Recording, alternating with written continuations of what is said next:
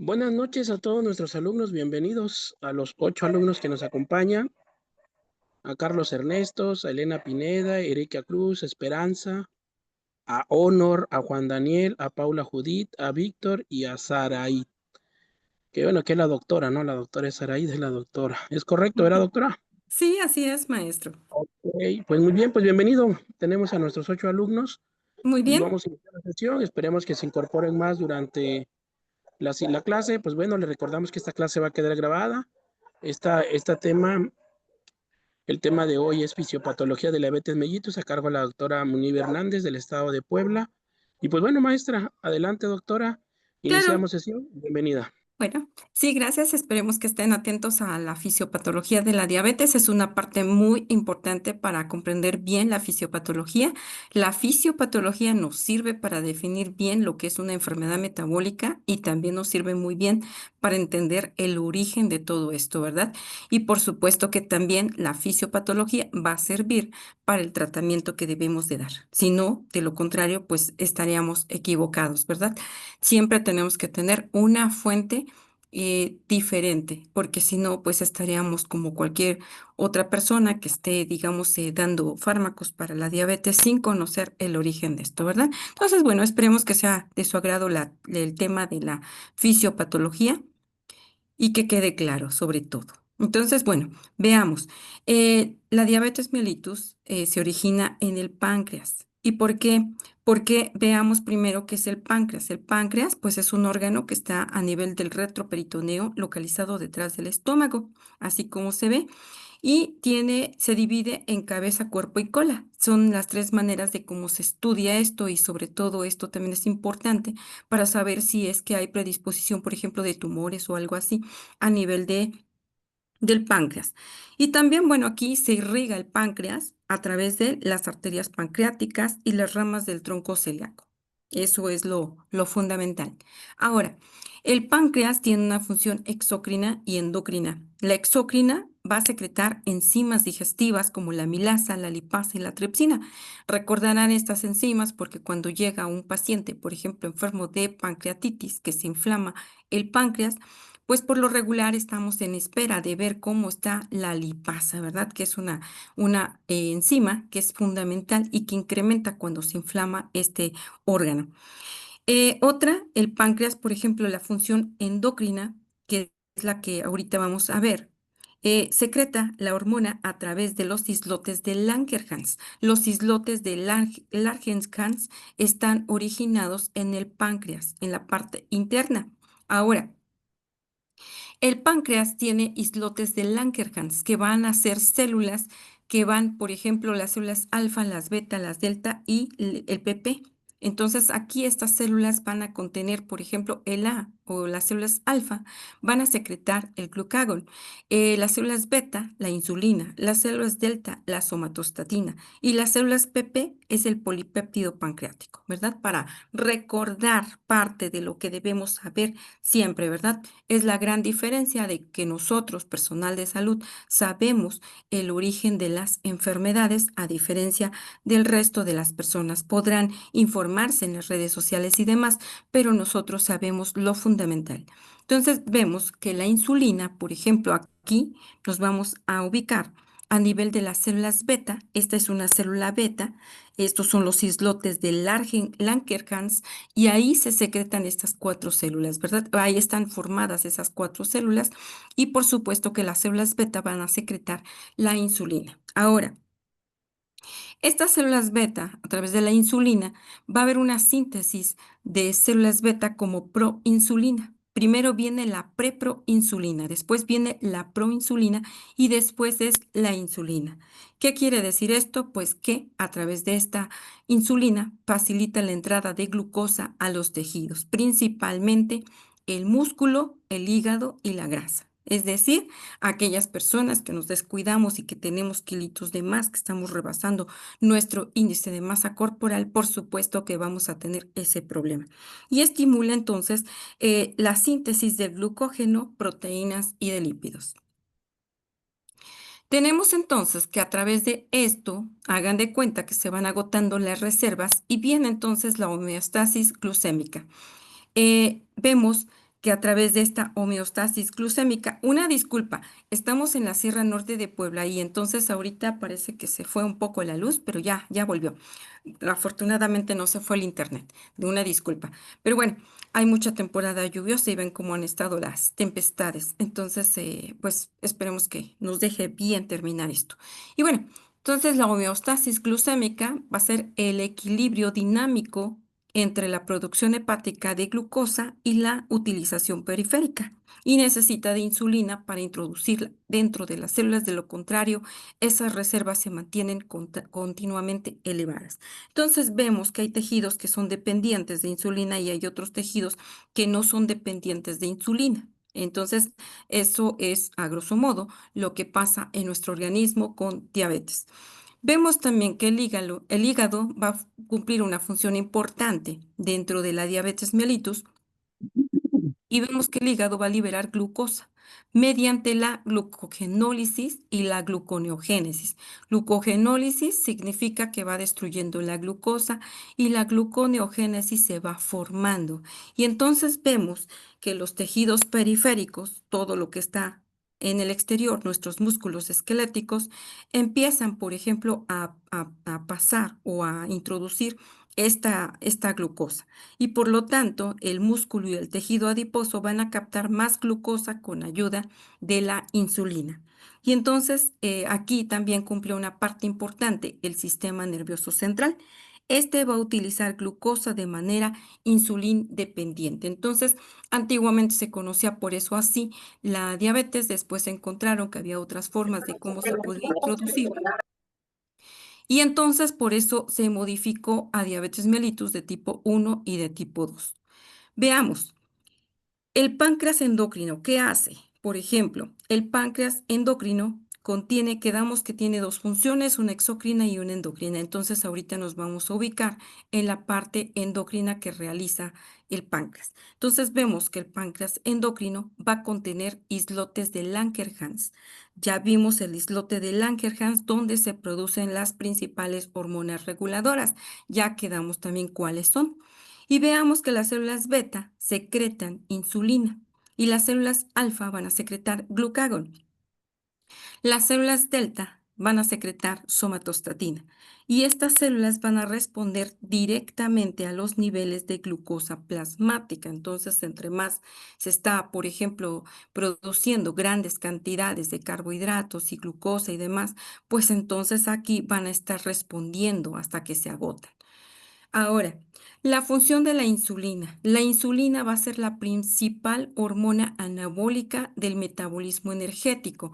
La glucosa nos sirve para estar activos. La glucosa la utiliza nuestro cerebro, ¿verdad? Porque a veces, aunque no tengamos nada, pero si consumimos, llámese una barra de chocolate amargo, que es nutritivo, o incluso, por ejemplo, avellanas o cacahuates, pero naturales, pues hablamos de que nos está dando un aporte de energía, ¿verdad? Entonces, la insulina por eso es la principal hormona que se encarga del metabolismo energético.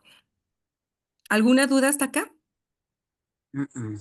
Bueno, entonces veamos la función de la insulina. Tiene efectos principales a nivel del hígado. En el hígado va a inhibir la gluconeogénesis, es decir, la formación de glucosa, y luego también va a provocar la glucogenólisis, que es lisis, pues destrucción de la glucosa. Y esta, a su vez, estimula la síntesis del glucógeno. Ahora, veamos. Los efectos principales en el músculo es porque va a aumentar la captación de la glucosa, del GLUT4, que es uno de los receptores. Y después de esto va a venir la síntesis proteica. Tenemos entonces que el tejido adiposo va a estimular la lipogénesis, es decir, la formación de más grasa, e inhibe la lipólisis. Entonces ya no permite que se esté destruyendo la grasa como antiguamente, porque eran cifras normales de glucosa en el organismo. Ahora no. Entonces va a estimular a su vez el almacenamiento de energía y va a reducir la glucemia. Entonces es la función que tiene la insulina de cómo utilizan bien esos carbohidratos que se introducen al organismo. Pero vemos, por ejemplo, la función del glucagón. El glucagón va a ser una hormona que es catabólica, es decir, que elimina y es antagonista fisiológico de la insulina, porque la insulina es energía y el glucagón hace lo contrario.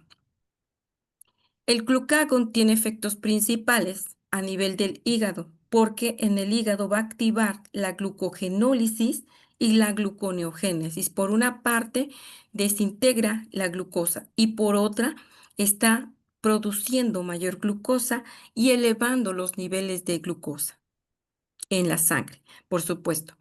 Entonces, la función del glucagón tiene efectos principales en el tejido adiposo o tejido graso.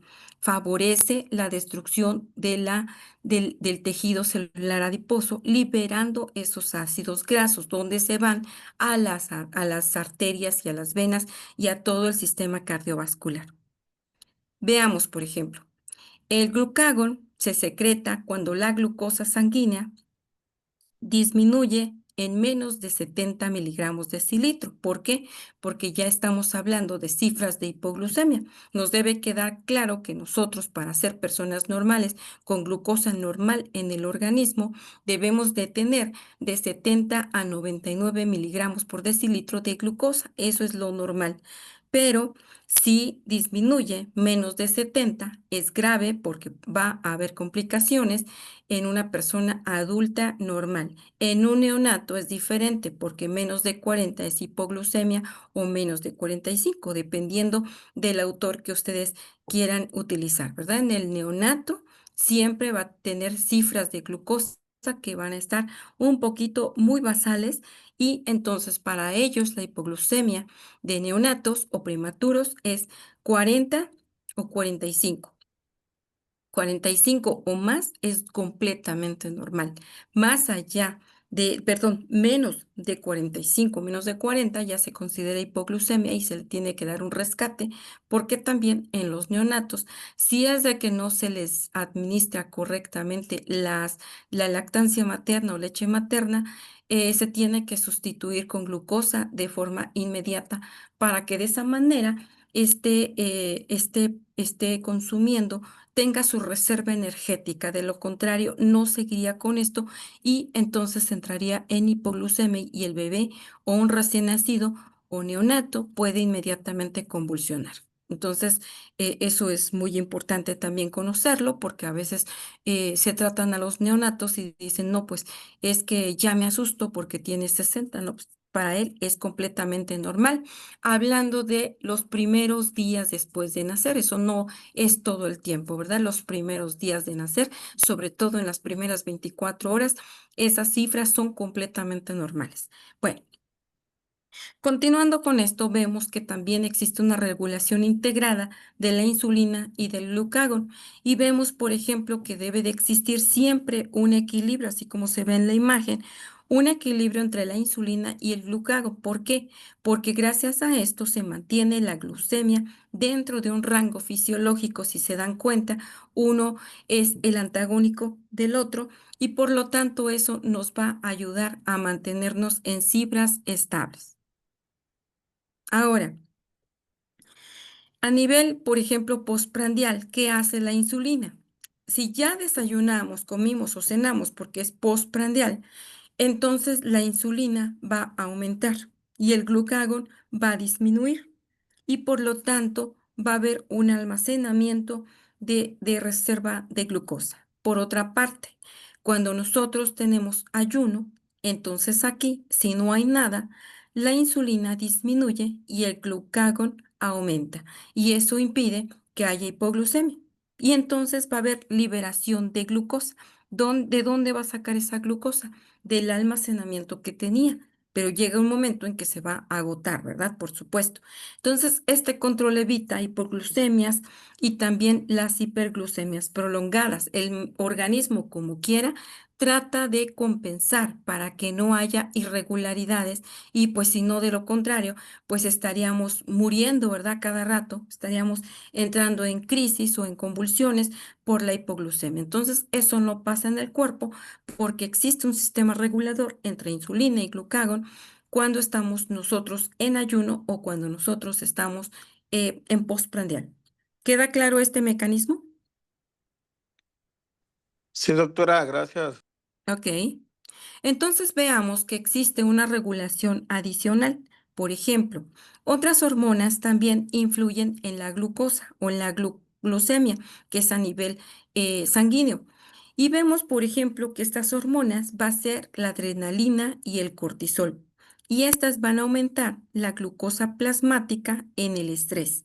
Es decir, por eso a veces dicen que traigan el bolillo o algo, por ejemplo, ahorita que pasó este desastre natural, pues verdad, se incrementan estas hormonas, adrenalina y cortisol, porque aumentan la glucosa plasmática durante el estrés.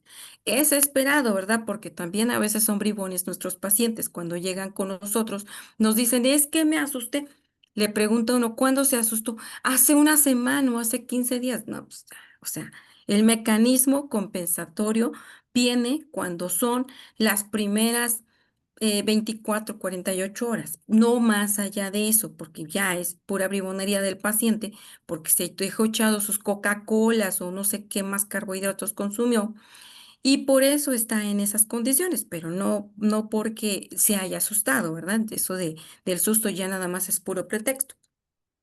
Entonces, así es como funciona o responde la adrenalina y el cortisol. Tenemos también la hormona del crecimiento, la GH. Esta va a reducir la sensibilidad a insulina y por lo tanto también se modifican los niveles de glucosa. Y está después la somatostatina. Esta va a inhibir la liberación de insulina y de glucagón. Y entonces, pues también va a haber alteraciones en el metabolismo energético porque está teniendo variaciones la insulina y el glucagón. Tenemos así las células pancreáticas del páncreas endocrino. Vemos que la insulina es producida exclusivamente por las células beta, ¿verdad? Y de los islotes de Langerhans, del páncreas endocrino. Aquí están las células beta del páncreas. Y vemos que estas células van a representar alrededor del 60 al 70% de las células en los islotes de Langerhans.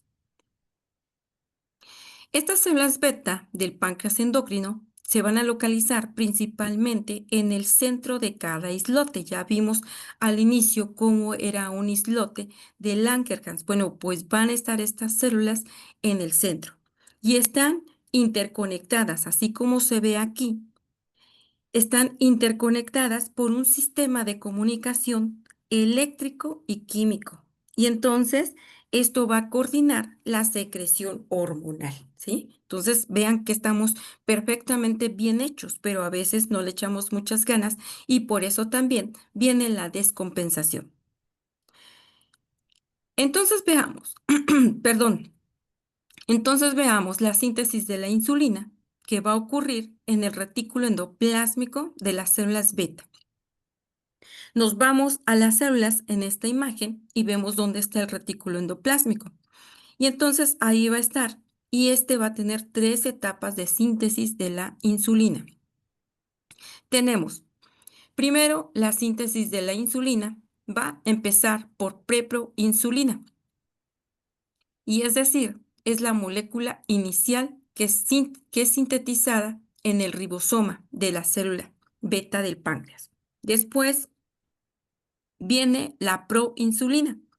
Perdón.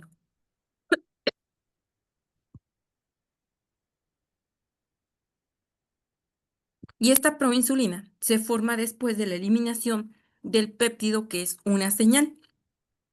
Y este se va a plegar en tres puentes disulfuro, así como se ve aquí. Vean, proinsulina y luego ya viene, aquí no se ve la preproinsulina, pero está la proinsulina y después ya viene la insulina. Entonces se pliega y después ya se secreta la insulina. ¿Sí queda claro, jóvenes? Si tienen dudas, con toda confianza me pueden preguntar. Bueno. Entonces, después de la preproinsulina a la proinsulina, viene la insulina madura. Y esta, por ejemplo, habla de que la proinsulina se escinde en el aparato de Golgi. Por aquí está el aparato de Golgi, liberando insulina activa en el péptido C y ambos son almacenados en los gránulos secretores. Aquí están los gránulos y ahí va a estar acumulada la insulina. Vean estas imágenes que son para que ustedes entiendan bien cómo es la fisiopatología de la diabetes. Y vemos que aquí, por ejemplo, ya está el almacenamiento y la liberación de la insulina. La insulina, por lo tanto, y el péptido C se almacenan en las vesículas, aquí que se ven estas pequeñas vesículas, dentro del citoplasma de las células beta. Y entonces viene cuando aumenta la glucosa en sangre, las vesículas se van a fusionar, así como se ve aquí que se están fusionando con la membrana plasmática. Y entonces se libera insulina al espacio exterior por exocitosis. Y entonces este va a ser dependiente del calcio, porque también es una parte fundamental que tenemos los iones dentro de la bomba, sodio, potasio y por supuesto el calcio, porque de lo contrario esto no podría funcionar. Viene entonces el péptido C. El péptido C se va a liberar en igual proporción que la insulina y esto va a permitir ver su concentración o poderlo medir como marcador de una secreción endógena de la insulina. Por eso, algunos médicos piden el péptido C para ver si todavía se produce una cantidad importante de insulina o no dentro del organismo de ese paciente diabético, ¿verdad? Porque a veces los pacientes estamos insistiendo de que ya los queremos pasar a insulina porque tienen cifras por arriba de 200 miligramos por decilitro, pero ellos no aceptan, ¿verdad? No quieren aplicarse la insulina. Y pues sí, uno comprende esas partes, pero por otra parte el organismo se sigue dañando. Entonces nosotros le pedimos el péptido C para ver si aún se sigue produciendo insulina a nivel celular, ¿verdad? A nivel de las células beta del páncreas. Si ya no se produce, pues definitivamente, como dicen, es por demás seguir esperando con tratamiento hipoglucemiante porque no va a haber mejoría. Así de simple. Entonces, hay estímulos para la secreción de la insulina. La secreción de la insulina es un proceso finamente regulado por múltiples estímulos. Veamos, por ejemplo, varios. Y entonces, aquí veamos, por ejemplo, qué son los aminoácidos, qué son, por ejemplo, los ácidos, la glucosa, etcétera, ¿verdad? Entonces, son muchas formas de cómo se puede secretar o estimular la secreción de la insulina. Tenemos que esos múltiples estímulos pueden ser la glucosa, que es un estimulante principal, y entonces para que la glucosa se vaya a producir, la entrada de glucosa es a través de los receptores GLUT2. Y entonces, al entrar la glucosa a la célula, gracias a la insulina, va a elevar el ATP a nivel o dentro de la célula. Y entonces después cierra los canales de potasio y ahí estamos en la bomba sodio-potasio, que estos van a ser muy sensibles al ATP. Y entonces, ¿qué van a hacer? Ya dentro de la célula van a despolarizar la membrana, ¿verdad? Entonces, esto es muy importante. Hay estímulos para la secreción de insulina. ¿Cuáles son? Los estímulos más, o sea, aparte de la glucosa, están los aminoácidos, está la arginina, la leucina, y estos van a potenciar la secreción postprandial. Por eso, a veces también, cuando llegan los pacientes, dicen, es que acabo de comer, pues no importa, tenemos cifras de glucosa postprandial. ¿Cuánto? De 140 menos de 180 es lo que debe tener un paciente diabético, ¿verdad? Hablando de pacientes diabéticos. En personas que son sanas, deben tener menos de 140. Si esto es más allá de 140, pues definitivamente, ¿qué están comiendo, verdad? Están comiendo muchos azúcares, muchos almidones, y entonces eso es un problema para cada paciente que se va a volver diabético. Como dicen, hay inminencia de que se va a volver diabético. También, por ejemplo, para estimular la secreción de la insulina están las incretinas como la GLP-1, la GIP, que son hormonas intestinales. Y estas van a amplificar la secreción de la insulina después de la ingesta oral de glucosa, por ejemplo, en aquellas personas que consumen, que van y, por ejemplo, por galletas y por refrescos y por jugos enlatados y al rato otra vez otro jugo enlatado y demás. Bueno, pues aquí existe esos estimulantes y se van a estar produciendo a nivel intestinal. Entonces, antiguamente se decía que el intestino era así como que actuaba en solitario, pero en realidad no, nunca ha actuado en solitario. Tiene que ver mucho con el sistema nervioso central y con el sistema nervioso parasimpático. Entonces, aquí actúan y es importante esa actuación porque se sigue secretando insulina.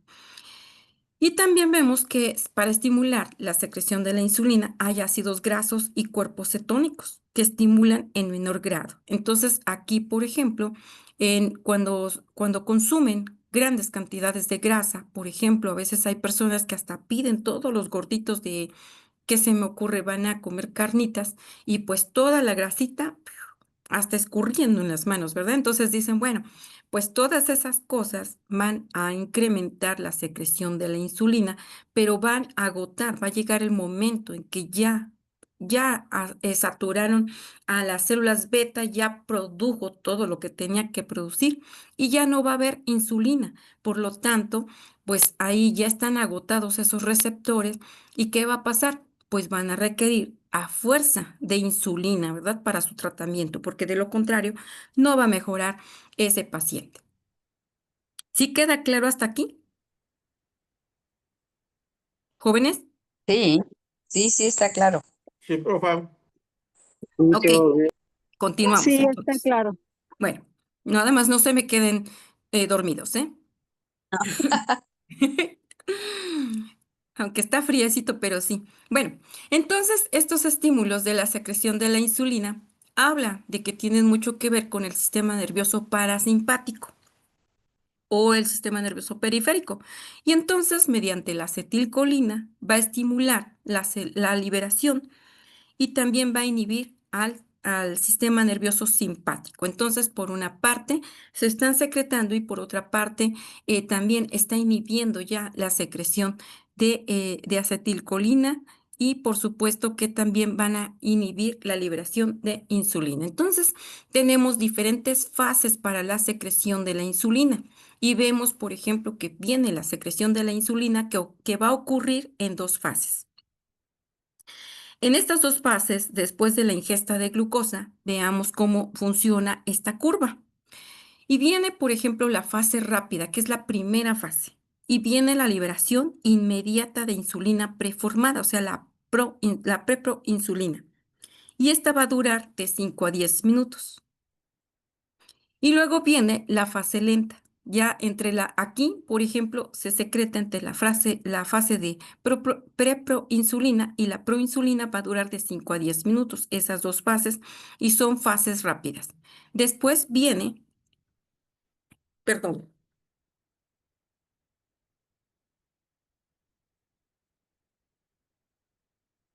perdón. Bueno, y después viene la fase lenta, que es la segunda que se produce y va a haber síntesis y liberación sostenida de la nueva insulina. Y esta va a durar de 1 a 2 horas. Esas son las fases de la secreción de la insulina, fase rápida y fase lenta. Y entonces estas fases de la secreción de insulina van a tener alteración de estas fases y va a ser característico de la diabetes mellitus de tipo 2. Aquí viene una regulación negativa, en donde la regulación negativa habla de la secreción de insulina que va a disminuir por hipoglucemia, por la somatostatina, porque va a inhibir la secreción hormonal, por catecolaminas, adrenalina y noradrenalina, mediante receptores alfa 2 adrenérgicos. Y entonces, con todos estos mecanismos, previenen la hipoglucemia, pero permiten un control fino del metabolismo energético y esa se llama regulación negativa de la secreción de la insulina por todos estos puntos. Vemos entonces, en resumen de todo esto, vemos que la insulina va a ser producida por las células beta y que van a secretar en respuesta al aumento de la glucosa. O sea, la insulina, si se llega a agotar, si se llegan a agotar las células beta, es porque están excediendo, se están emocionando al momento de nosotros estar doblando la ración, ¿verdad? Que porque me gustó ¿cómo se llama? La comida, pues estoy doblando mi ración, que le estoy comiendo el cuerito del pollo porque está bien doradito, que estoy comiendo mis chicharroncitos, mis grasitas. Bueno, todo eso va a agotar las reservas que tenía y cómo funcionaba el cuerpo a la perfección.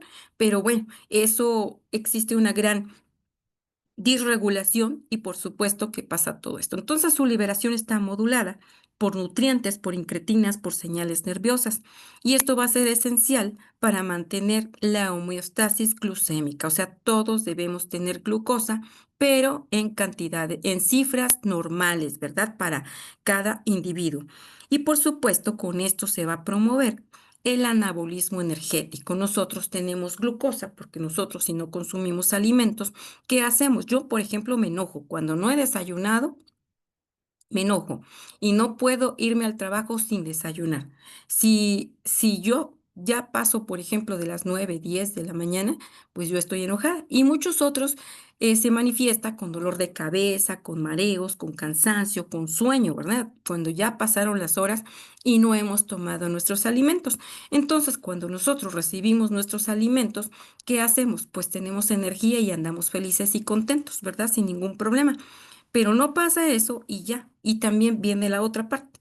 Si nosotros consumimos de más muchos carbohidratos, llámese la Coca-Cola, los taquitos, las grasitas y todo lo que se les ocurre y todavía se llevan por allí ¿cómo se llama? Sus galletitas, pues olvídense, ¿verdad? Entonces estamos haciendo una disregulación metabólica en nuestro organismo porque no lo estamos cuidando como debería ser.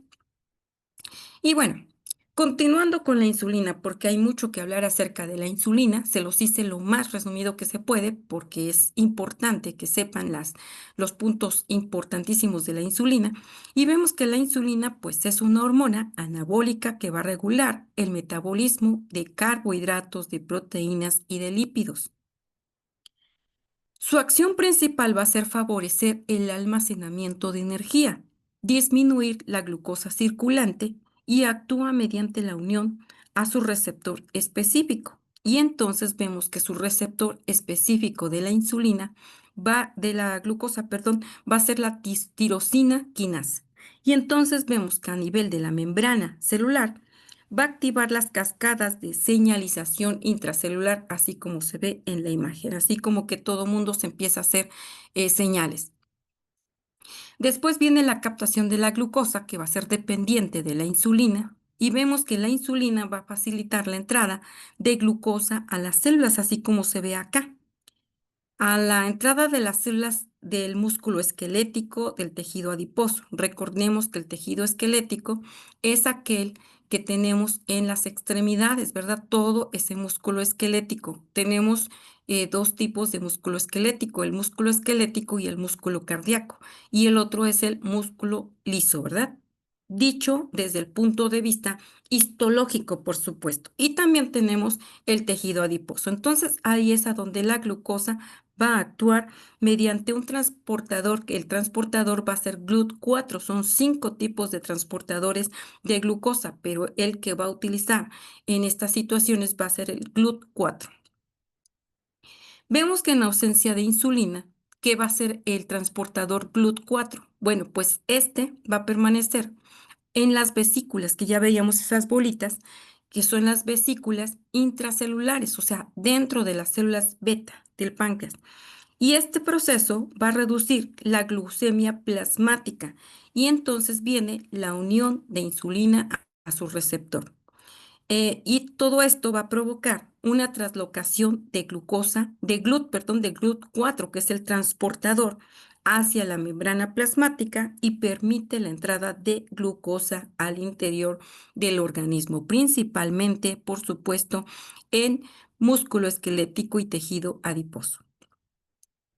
Tenemos entonces que a nivel del músculo esquelético, la insulina va a aumentar la captación de glucosa y de aminoácidos.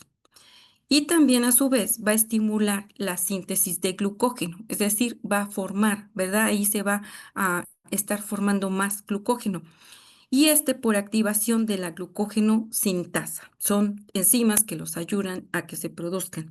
Por supuesto que de aquí promueven la síntesis proteica porque va a incrementar la captación de aminoácidos y va a disminuir la proteólisis, es decir, va a estar disminuyendo la destrucción de las proteínas y como consecuencia de todo esto, por supuesto que aquí la fisiopatología, todo tiene su acción, su acción tiene una reacción, ¿verdad? Y entonces el resultado de todo esto va a ser el almacenamiento de energía y por supuesto el crecimiento tisular. Entonces, si se dan cuenta, las mismas reservas que se tenían, pues ahora podrían, si son más allá de lo normales, podrían estar perjudicando el organismo.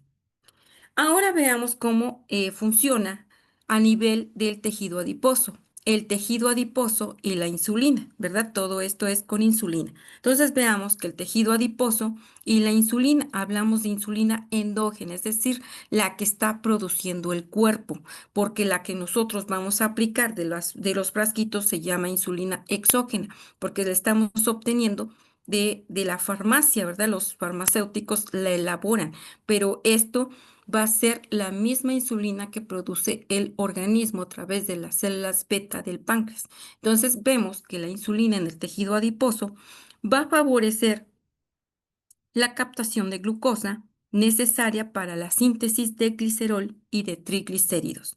Y entonces también va a estimular la lipogénesis, es decir, la producción de grasa, activando la enzima lipoproteína lipasa. Esto a su vez va a inhibir la lipólisis, que es la destrucción del tejido graso, al suprimir la lipasa sensible a hormonas. Y entonces viene el resultado también de todo esto, del tejido adiposo y la insulina.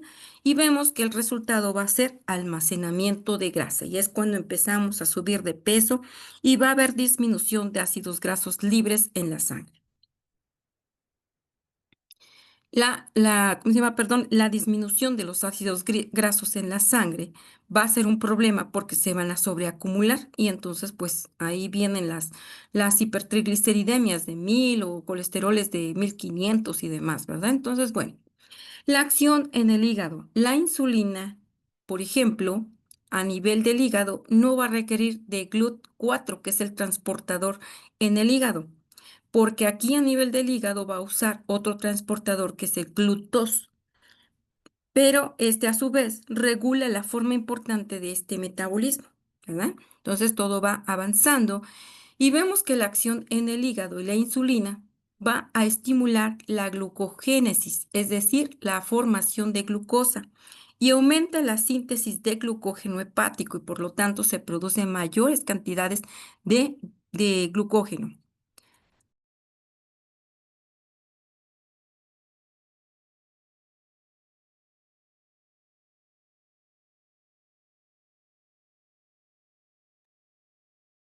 Ya, continuamos.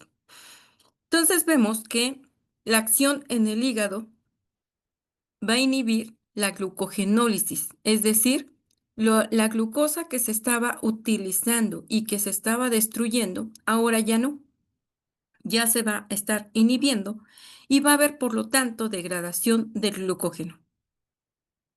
Entonces, este va a inhibir la gluconeogénesis o la formación de glucosa, evitando la producción de glucosa a partir de aminoácidos, porque ahora lo va a formar, pero a partir de carbohidratos. Entonces, aquí la acción en el hígado va a favorecer la síntesis de lípidos o de grasa y por lo tanto va a haber lipogénesis, es decir, se va a seguir formando grasa. Ya le gustó al cuerpo la grasita y ahora va a producir mayores cantidades de grasa a nivel del hígado, ¿verdad? Del hígado es uno de los primeros órganos que empieza a acumular grasa y se forma el hígado graso. Si no se cuida ese hígado graso, que la mayoría de las veces llegan los pacientes a preguntar porque dicen, ya tengo mi ultrasonido y ya me diagnosticaron esteatosis hepática. Me dicen que es hígado graso. Sí. ¿Cómo se controla? Con dieta. Y dicen, no, es que me dijeron, me dieron tal tabletito. Eso. No, es dieta. 100% dietético. Tienes que caminar, tienes que comer lo que tu cuerpo necesita y tienes sobre todo que tratar de bajar de peso. ¿Cómo? De forma paulatina, ¿verdad? No va a ser de la noche a la mañana. Tiene que trabajarse también en el cuerpo para que nosotros vayamos ayudando y que no se vaya a hacer ese hígado graso hasta se vaya a volver una cirrosis. Entonces, pues bueno, entonces por eso aquí hay lipogénesis hepática y de proteínas y vienen más consecuencias. Entonces, aquí en el hígado, el resultado va a ser, por ejemplo, el hígado y la insulina, es que disminuye la liberación hepática de glucosa al torrente sanguíneo. Entonces, toda la glucosa que antiguamente se utilizaba perfectamente bien porque estábamos comiendo lo necesario, solamente lo necesario, ahora que me acabo de comer, por ejemplo, una hamburguesa o me acabo de comer una pizza o me comí los taquitos y me tomé la Coca-Cola y todo, entonces aquí ya va a disminuir la liberación hepática de glucosa y la va a mandar directamente al torrente sanguíneo. Y viene entonces ya la hiperglucemia sostenida y crónica. Pero hay efectos globales de la insulina, como por ejemplo, la acción integrada de la insulina va a producir disminución de la glucosa sanguínea, va a producir un aumento del almacenamiento energético y va a favorecer el anabolismo general. Entonces, en conjunto, todo esto mantiene a la homeostasis glucémica y asegura la disponibilidad de energía a largo plazo, o sea, porque nosotros nos podemos quedar 2, 3 días o más, ¿verdad? Ha pasado, hay personas que han tenido ayuno por alguna desgracia, como ahorita que, por ejemplo, hubo inundaciones y a lo mejor se quedan sin comer y demás, ¿verdad? Entonces hay reservas todavía en el organismo hasta que las agota y ya dice el cuerpo, ya no. Entonces se desmaya, se cae, pierde el conocimiento o incluso puede hasta convulsionar. ¿Por qué? Porque pues no ha consumido nada, ¿verdad? Entonces, pero hay reservas. Ahora, veamos en resumen esto, que es, por ejemplo, el tejido, el músculo, el tejido celular adiposo y el hígado. Y vemos que la acción principal a nivel del músculo de forma resumida, es la entrada de glucosa y la síntesis proteica. Y el resultado metabólico va a ser un almacenamiento de energía. A nivel del tejido celular adiposo, la lipogénesis. La lipogénesis produce grasa e inhibe la lipólisis, o sea, la destrucción de la grasa ya no la va a destruir y por supuesto va a haber acumulación de grasa y obesidad, hipercolesterolemia, hipertrigliceridemia, aterosclerosis y todo el daño que conlleva todo esto, ¿verdad? En el hígado, pues inhibe la gluconeogénesis y la glucogenólisis y por lo tanto disminuye la glucosa plasmática. Entonces, pues ahí están los tres escenarios que vemos principalmente de cómo funciona la insulina. ¿Alguna duda hasta acá? ¿No? Bueno, entonces vemos que la insulina, vemos que coordina el metabolismo energético postprandial. Es ahora sí que un genio y es la que gobierna esto, coordina el metabolismo energético postprandial.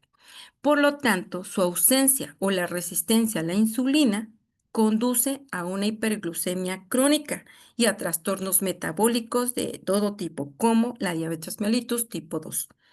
Por lo tanto, comprender su acción va a ser esencial para entender toda la fisiopatología de la diabetes. ¿Sí quedó claro esto? Jóvenes, Sí, sí quedó hola. claro. Ok, Profa, sí, dime. Ah, dijiste sí, no, que está perdón. todo claro, sí, sí. Perdón, perdón. Bueno, entonces ahora sí, entrando de lleno, la diabetes mellitus vemos que es un trastorno metabólico crónico que va a estar caracterizado por una falta absoluta o relativa de la insulina. Así también la elevación persistente de glucosa plasmática que ocasiona una hiperglucemia crónica, ya desde el punto de vista fisiopatológico. Vemos que la diabetes mellitus es una alteración del metabolismo de los carbohidratos, de los lípidos y de las proteínas. Ya vimos por qué. La diabetes mellitus, estos cambios, por ejemplo, van a derivar de una deficiencia en la secreción de la insulina por una acción inadecuada o por ambas, ¿verdad? Porque ya vimos que puede ser por una u otra situación. Entonces tenemos también la clasificación fisiopatológica de la diabetes mellitus desde el punto de vista fisiopatológico, ¿verdad? Entonces vemos que la diabetes de tipo 1 tenemos que es la destrucción autoinmunitaria de las células beta, es decir, deficiencia absoluta de insulina. Aquí muchos niños tienen ausencia o agenesia de células beta. Entonces, imagínense cómo va a estar ese pequeño, ¿verdad? Con hiperglucemia congénita desde el nacimiento por falta de insulina, porque no hay células beta y no va a producir. Desde el punto de vista también fisiopatológico, la diabetes mellitus de tipo 2 va a tener resistencia periférica a la insulina por disfunción progresiva de las células beta. Las células beta, todo pasa. O tiene todavía alguna reserva de células beta o ya las agotó. ¿Por qué? Porque las células beta están trabajando a marchas forzadas. Hagan de cuenta que se corre una maratón y que tiene, por ejemplo, que no tiene que descansar. Y entonces corre, por ejemplo, 5 días continuos, 5 días y dice, no, pues ya no aguanta. Llega el momento en que pues se va a tronar ese organismo, ¿verdad? Lo mismo hacen las células beta, se agotan o queda una reserva, pero a veces ya no funcionan del todo bien. ¿Por qué? Porque nos estamos emocionando al comer, ¿verdad? Al comer o al beber, porque no nada más es una cosa, de queremos todo, ¿verdad? Y pues la dieta de las T's y otras cosas que nos han heredado los extranjeros y bueno, pues todo eso ha sido un problema.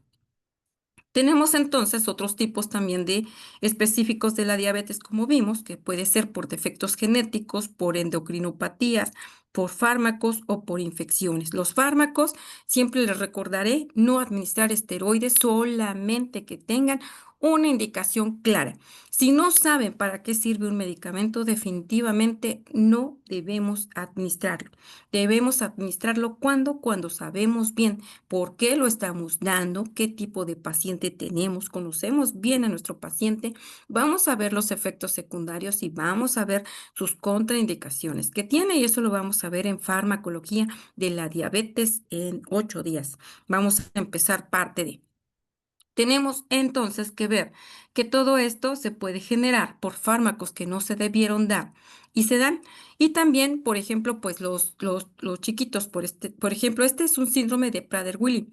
Este pequeño, pues no tiene de otra, ¿verdad? Va a tener siempre retención de tejido celular adiposo y va a ser no solamente hipotiroidismo, sino que va a ser diabetes, va a ser síndrome de hipoventilación del paciente obeso, va a tener anomalías cardiovasculares y muchas cosas más. Y así como él, como les decía, la etiología, por ejemplo, de todo lo que ocasiona la diabetes, pues bueno, todo eso lo tenemos que cuidar en ellos. Entonces vemos que saber de diabetes es fundamental, ¿verdad? Diabetes gestacional tiene, por ejemplo, una intolerancia a la glucosa que está diagnosticada por primera vez durante el embarazo. Sobre todo después de las 24 a 26 semanas es cuando se tiene que hacer un screening o tomar una glucosa capilar al azar. O incluso se tiene que pedir una curva de tolerancia a la glucosa o pedir hemoglobina glucosilada o, ¿cómo se llama? O ver, ¿verdad? Cuánto lleva en ese momento. Entonces, es muy importante, toda mujer embarazada se le tiene que hacer un screening para saber si tiene glucosa elevada y si ya era previamente diabética o es una diabetes gestacional. También aquí vamos a abordar el tema de la diabetes gestacional y la diabetes neonatal y todo ese tipo de cosas que a veces nos llaman la atención y dicen por qué o para qué, ¿verdad? Pues de eso se trata este diplomado de diabetes, que sepan más de lo que ya sabían. Y si no sabían, bueno, pues aprender. Entonces, bueno, vemos que hay deficiencia absoluta o relativa de la insulina en la diabetes de tipo 1, porque aquí va a haber destrucción autoinmune de las células beta del páncreas. ¿Por qué pasa eso? Pues es así como que le cayó el chamuco al páncreas y los destruye, ¿verdad? Muchas veces en los primeros años destruyen esas células beta y se acabó las reservas de insulina y por lo tanto pues va a tener que usar insulina de por vida. Y otra más, pues que haya sido una causa congénita, es decir, no se formaron esas células beta en el páncreas y por lo tanto, pues hay una diabetes congénita. Desde que nació ya viene con ese problema. Entonces, bueno, cualquiera de esas cosas pueden pasar en la diabetes de tipo 1. Tenemos que en esta deficiencia absoluta o relativa de insulina, en la diabetes, por ejemplo, aquí en la diabetes de tipo 1 así. Ahora, veamos la diabetes de tipo 2. En la diabetes de tipo 2 quedamos que puede haber una deficiencia absoluta o relativa de insulina. Aquí todavía tiene células beta que a lo mejor están trabajando a marchas forzadas, pero ahí están, o incluso él mismo las agota. ¿Verdad? Entonces también antiguamente se creía que nada más una cetoacidosis, que es una de las complicaciones de la diabetes, pensaban que nada más las podían presentar los niños o los adolescentes. Mentira, pues no. Ahora cualquier tipo de persona que ya agotó sus células beta podría presentar también una gran complicación. ¿Por qué? Porque se quedó sin reservas de células beta, ¿verdad? Entonces no producen insulina y por lo tanto hay problemas allí. Entonces vemos que en la diabetes de tipo 2 la producción de la insulina puede estar conservada, pero existe resistencia de los tejidos periféricos a su acción, o sea, ya también están los tejidos agotados y dicen, no, ya, déjalo, o sea, ya me cansé, ya, es que lo siga haciendo. Y ya, entonces, pues también ya hay resistencia a utilizar la glucosa y la deja en la periferia.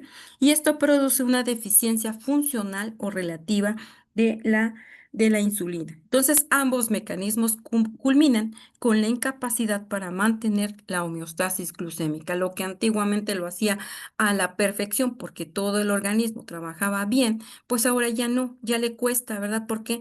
Porque ya tiene bajas reservas de células beta, porque ya a lo mejor sí funcionan, pero funcionan mal, ya está agotando las reservas que tenía. Hoy produjo insulina, a lo mejor mañana no, en determinado horario no. Entonces todo eso va a empezar a disfuncionar. Es como un carro, ya no quiere arrancar, ¿verdad? Pues llévalo a que le hagan algo.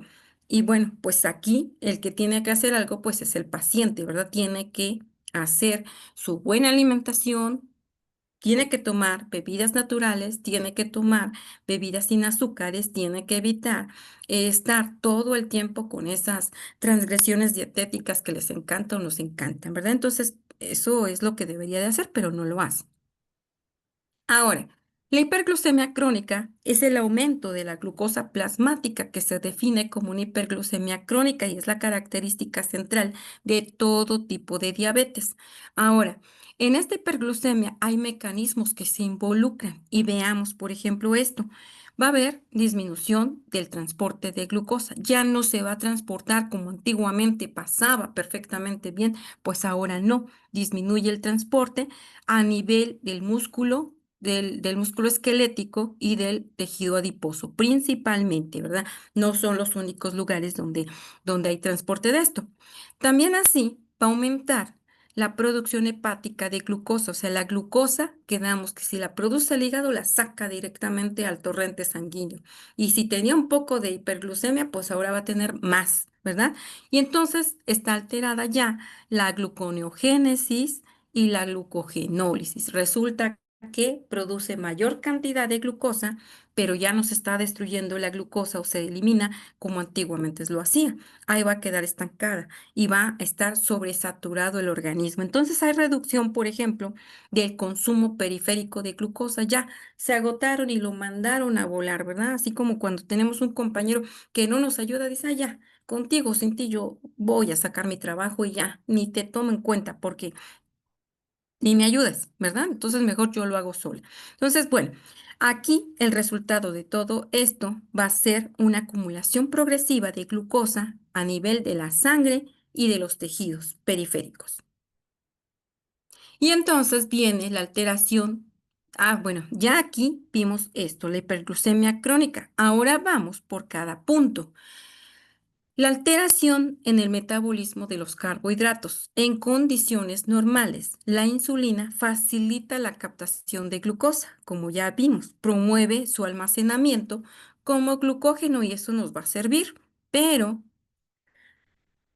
en la diabetes, aquí va a haber déficit de la captación de glucosa, o sea, ya no le hace caso a la glucosa. ¿Por qué? Porque, pues, para empezar, fue ignorado, ¿verdad? Entonces, bueno, hay déficit en la captación de glucosa y se va a acumular a nivel de los tejidos periféricos y por lo tanto va a estar inhibida la glucogénesis y se activa la gluconeogénesis hepática, es decir, la dañina, ¿verdad? Porque la glucogénesis normal que teníamos, no. Ahora se va a producir glucosa a nivel del hígado y esa directamente la va a mandar al torrente sanguíneo. Entonces vemos que a razón de eso se va a producir glucosuria, es decir, glucosa en la orina.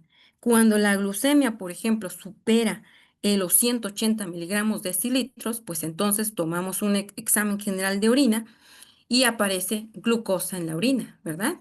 Y aparece una cruz, dos cruces, tres cruces o ya incontables, ¿verdad? ¿Por qué? Porque tiene una glucosa extremadamente elevada. Y entonces muchos de los pacientes no se preocupan, pero ¿qué pasa cuando está pasando la glucosa a través de la membrana glomerular, que es a nivel de los riñones? Eso también lo vamos a ver. ¿Por qué? Porque ahí está rompiendo la membrana, es como si pasara a través de un techo y le está haciendo perforaciones. Y cuando llegue la lluvia, quítense, porque aquí va a correr el agua. Y lo mismo pasa con la glucosa, ¿verdad? Está eliminando a través de la orina. Y entonces, pues muchos dicen, no, es que mi glucosa, mire, me salió en 100, hasta presumen. La central me salió en 100, le digo, no, o sea, ya tiene ahí la glucosuria, pues ¿cómo me va a decir? Entonces, esto es una respuesta fisiológica del cuerpo porque ya la glucosa se está acumulando a nivel periférico. ¿Sí queda claro esto? Sí, maestra. Ok. Bueno, entonces, después vemos la alteración en el metabolismo de los lípidos y vemos que esta alteración, por ejemplo, va a ser la falta de acción insulínica provoca activación de la lipólisis en tejido adiposo y se van a generar o se van a liberar los ácidos grasos libres. Entonces, pues vienen la grasa perjudicial, ¿verdad? No la que nos ayuda, sino la perjudicial. Y entonces aquí viene el aumento de la cetogénesis hepática, o sea, es como si el organismo ya no tuviera reservas y entonces empieza la cetogénesis hepática, se producen cetonas y produce cuerpos cetónicos en la orina, ¿verdad? Y eso es ya cuando se produce una complicación. O sea, ya pasó más allá de lo que tenía de glucosa y ahora ya empieza el cuerpo a responder y empieza a producir cetonas en el hígado y estas las van a eliminar a través de la orina. Entonces aquí, por ejemplo, viene ya la dislipidemia. De todo esto, si se dan cuenta por alteración del metabolismo de los lípidos y por la falta de insulina, viene ya el aumento de los triglicéridos, el aumento de los LDL y disminución de los HDL, que son los que nos favorecen, pero ahí nos va a estar perjudicando.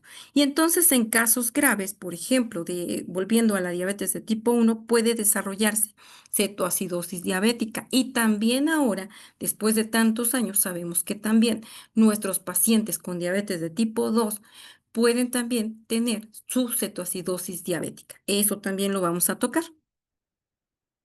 Hay mucho de qué hablar acerca de la diabetes. De verdad, son muchos temas y muchos de estos temas son inagotables. ¿Por qué?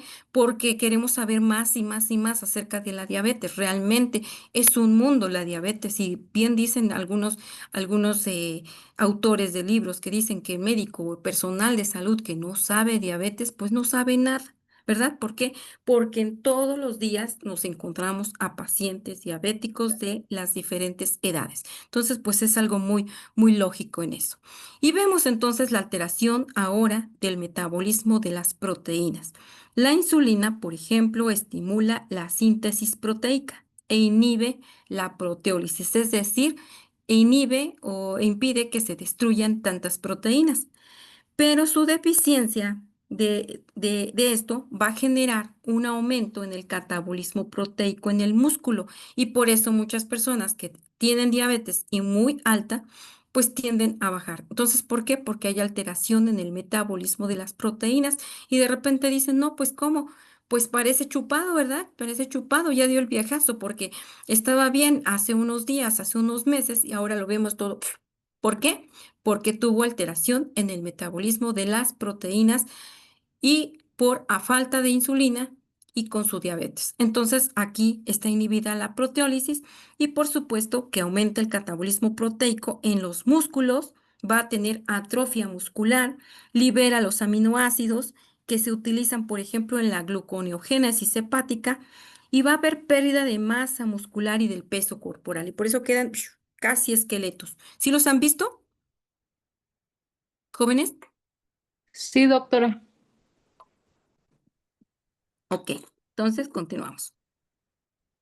Tenemos entonces las consecuencias de, las consecuencias metabólicas integradas, y es la combinación de alteraciones metabólicas que van a producir una hiperglucemia crónica, y con la hiperglucemia crónica el paciente vive deshidratado, puede irse a una insuficiencia renal aguda, un desequilibrio hidroelectrolítico, puede hacer una cetosis a nivel sanguíneo, pero también puede estar eliminando cetonas, una acidosis metabólica, sobre todo en la tipo 1, pero también en la 2 se presentan. Hemos visto muchos pacientes de eso. Y por otra, una aterogénesis acelerada, es decir, mayor producción de grasa a nivel de todo lo que es el metabolismo, de la circulación sanguínea. Entonces, veamos que estos mecanismos explican las diferentes manifestaciones clínicas y que son clásicas, la tríada clásica que la deben de saber todos o la debemos conocer todos, que es la poliuria, la polidipsia, la polifagia y la pérdida de peso. Entonces, viene todo así en cascada y si se dan cuenta, ahora entendemos del por qué sucede esto, ¿verdad? Poliuria, para aquellos que olvidan la terminología, muchas veces va a orinar, onituria, que también va a orinar muchas veces en la noche, polidipsia, que tiene mucha sed, así como que le da sed de todo, la polifagia, que tiene mucha hambre, muchas ganas de comer, y la pérdida de peso. Entonces, esto es lo que hace la hiperglucemia crónica. Y hay otras cosas más, ¿verdad? Que las vamos a ir viendo poco a poco. Ahora, veamos la diabetes de tipo 1. Vemos que es una enfermedad nuevamente autoinmune, caracterizada por destrucción progresiva de las células beta del páncreas, que lo lleva a una deficiencia absoluta de insulina. Vemos que representa un 5 a 10% de todos los casos de diabetes y se presenta sobre todo en niños, adolescentes o adultos jóvenes, o incluso a la fecha hasta ancianos de todas las edades. Veamos el mecanismo autoinmune. Vemos que autoinmune es que las defensas o el sistema inmune que antiguamente nos defendía, ahora nos ataca. Entonces, ese es el mecanismo autoinmune. El proceso autoinmune inicia cuando el sistema inmunitario va a reconocer como cuerpo extraño a las células beta. O sea, las conocía y éramos amiguis y ahora ya no sé ni quién eres. Entonces, es lo que le hace esto a la autoinmunidad. Y entonces vienen los linfocitos T, CD4 y CD8 que van a infiltrarse en cada islote de las células de las células beta y cada islote de las células de Langerhans. Y ese islote pancreático va a producir insulinitis, es decir, se inflama esas células, ¿verdad? Van a estar inflamadas y por eso se conoce como insulinitis. Veamos, esta imagen es de la prediabetes tipo 1, pero veamos cómo aparece, ¿verdad? Cómo va avanzando. Y vemos que entonces vienen los linfocitos T, CD4 y CD8. Estos infiltran cada islote pancreático y se conoce como insulinitis. Itis es de inflamación, entonces imagínense, hay un proceso inflamatorio allí. Y por lo tanto, los linfocitos T citotóxicos, los CD8, van a destruir directamente las células beta. Vean cómo se va formando. Luego vienen los macrófagos que tragan todo y las citocinas proinflamatorias antes de que se inflame. Y son las interleucinas 1 beta, el factor de necrosis tumoral alfa, el interferón gamma, que amplifican todavía más el daño, o sea, parte del proceso inflamatorio, del proceso proinflamatorio, es decir, antes de la inflamación, va a amplificar este daño. Y entonces el resultado de todo esto va a ser la pérdida progresiva de la masa funcional beta y la disminución crítica de la secreción de la insulina. Entonces aquí vemos cómo actúan los autoanticuerpos pancreáticos durante el proceso autoinmune. Se generan autoanticuerpos específicos que sirven como marcadores diagnósticos de la diabetes de tipo 1. Y vemos, por ejemplo, aquí el autoanticuerpo, están los ICA, que son por ejemplo, el blanco antigénico, que es ahí donde los desconocen, son antígenos de los islotes pancreáticos y su significado clínico es el primer marcador descrito. Permítanme, voy a despertar a mi perrito, es que se durmió aquí y está roncando. Disculpen.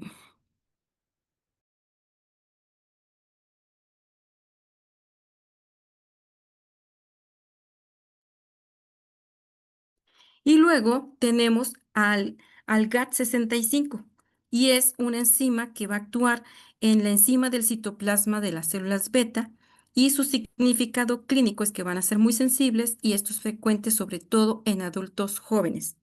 Está también la IA, que son insulinomas asociados a los antígenos 2 y vemos que el blanco antigénico va a ser la proteína de vesículas secretoras y su significado clínico indica que hay autoinmunidad activa.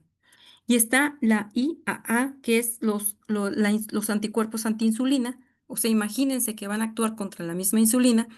Y el blanco antigénico es la molécula de insulina endógena y el significado clínico es predominante en niños pequeños. Entonces, hemos tenido lamentablemente muchos casos de estos y es ahora sí que de cuidado. Entonces, hay otro, entre otras cosas de esto, hay factores desencadenantes, aunque la predisposición genética es lo que más está, digamos que perjudicando aquí en la diabetes de tipo 1, pero el proceso autoinmune puede activarse por diferentes factores y vemos que las infecciones virales como el Coxsackie-B, la rubeola, los enterovirus, el estrés oxidativo o inflamatorio del páncreas, ¿verdad? Porque también puede ser por otro tipo de enfermedades autoinmunes. Se me ocurre un hipertiroidismo autoinmune o incluso otro tipo de hepatitis autoinmune y que también por esa misma autoinmunidad va a generar un estrés oxidativo inflamatorio a nivel del páncreas.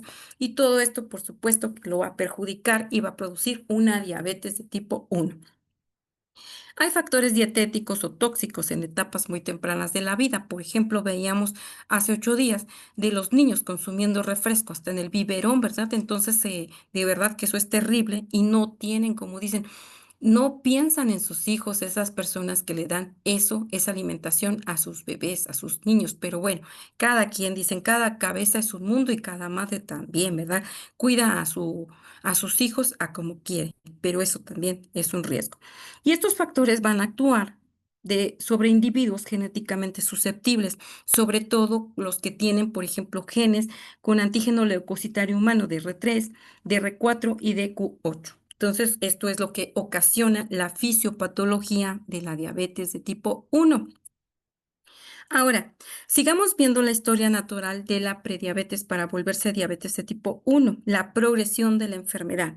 Tiene una fase preclínica y en esa fase preclínica va a ser la presencia de autoanticuerpos, pero con glucosa normal. O sea, ya se va presentando, pero todavía la glucosa se registra como normal. Después viene una fase subclínica en la diabetes de tipo 1.